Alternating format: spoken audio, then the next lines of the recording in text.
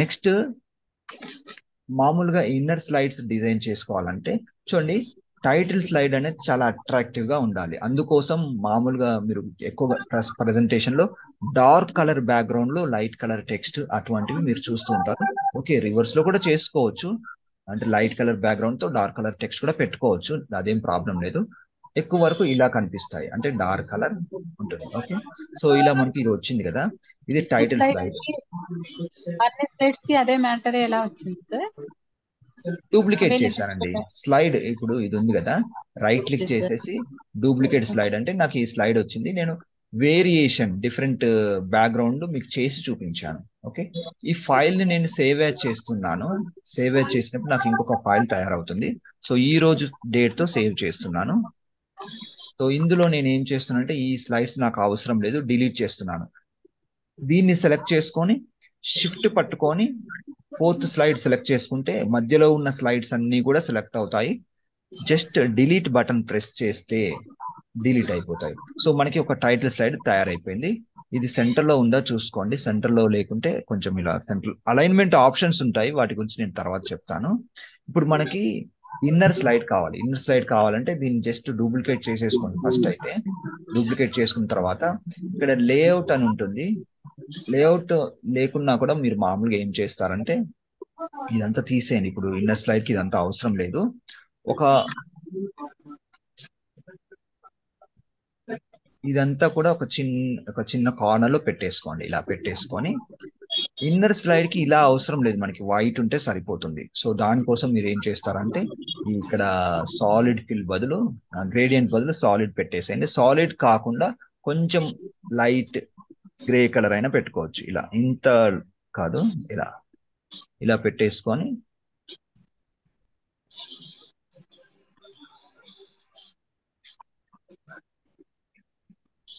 దీన్ని నేను కాపీ చేసేసుకుంటాను.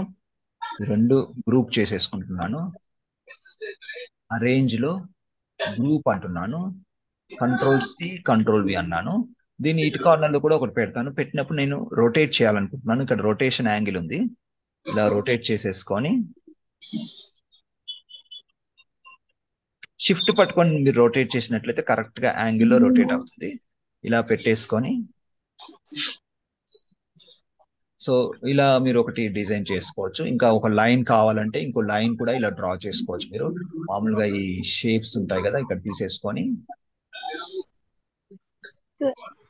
ఆ కార్నర్ ని గ్రూప్ చేయాల్సిన అవసరం ఏంటి సార్? కాపీ పేస్ట్ చేస్తే అయిపోతుంది కదా. చేసుకోవచ్చు. కాకపోతే నాకు ఇలా మూవ్ చేసినప్పుడు ఈజీగా ఉంటుంది. నేను మర్చిపోయి ఇలా అన్నా అనుకోండి, సెకండ్ అక్కడే ఉంటుంది.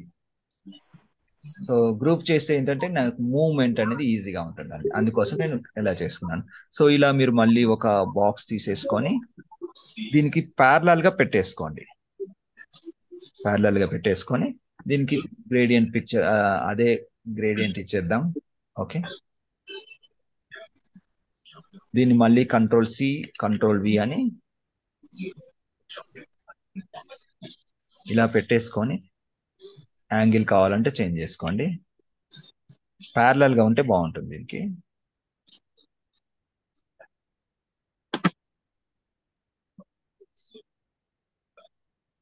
ఓకే, సో ఇలా మనకి ఒక స్లైడ్ తయారైపోయింది. ఇందులో మీరు ఏం చేస్తారంటే, మామూలుగా ఇన్సెట్ లో టెక్స్ట్ బాక్సెస్ ఉంటాయి.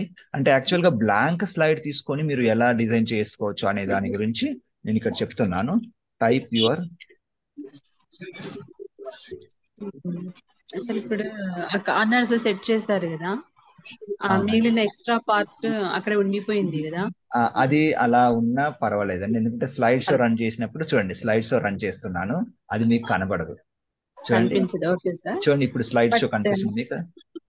అది తీసేసుకోవచ్చు. నెక్స్ట్ వచ్చే క్లాస్ లో అది ఎలా డిలీట్ చేసుకోవచ్చు చెప్తాను. అంటే నేను ఏమంటే, ఒకవేళ మనం ఈ స్లైడ్స్ తో వీడియో తయారు చేస్తే అది ఎక్కువ స్పేస్ ఆక్యుపై చేస్తుందేమో. అదేం ప్రాబ్లం ఉండదండి. ఇప్పుడు చూడండి, నేను ఇప్పుడు ఫుల్ స్లైడ్ లో పెట్టాను, ఆ సైడ్ కి ఎక్స్ట్రా ఉన్నది మీకు కనిపించట్లేదు కదా, కనిపించకుండా ఇలా ఉంటుందండి అంతే. సో ఇది టైటిల్ కాబట్టి కొంచెం థిక్ ఫాంట్ పెట్టేసుకోండి. ఇందులో నుంచి మీరు ఏదైనా థిక్ ఫాంట్ పెట్టేసుకొని సైజ్ ఇంక్రీజ్ చేసేసుకొని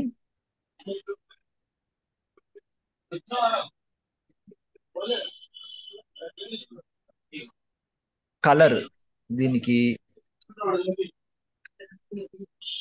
మామూలుగా హెడ్డింగ్ కాబట్టి ఇలా సెలెక్ట్ చేసేసుకొని కలర్ సెట్ చేసేసుకోండి. కలర్స్ ఎలా సెట్ చేసుకుంటారంటే ఇందులో ఐ డ్రాపర్ టూల్ తీసుకొని మీరు ఆల్రెడీ కార్నర్ లో కానీ ఎక్కడైనా యూజ్ చేసిన కలర్ ఉంటుంది కదా, అదే కలర్ ఇలా ఫిల్ చేస్తే మీకు అలా వస్తుంది. తర్వాత దీన్ని కంట్రోల్ షిఫ్ట్ పట్టుకొని డ్రాగ్ చేయండి. డ్రాగ్ చేస్తే మీకు ఇలా వస్తుంది. ఓకే, చిన్నగా చేసేసుకోండి. ఇప్పుడు ఫాంట్ సైజ్ ఇంతగా అవసరం లేదు, ఒక 22. ఓకే, బోల్డ్ కూడా అవసరం లేదు. ఓకే, బుల్లెట్స్ ఆన్ చేసుకోండి. ఓకే,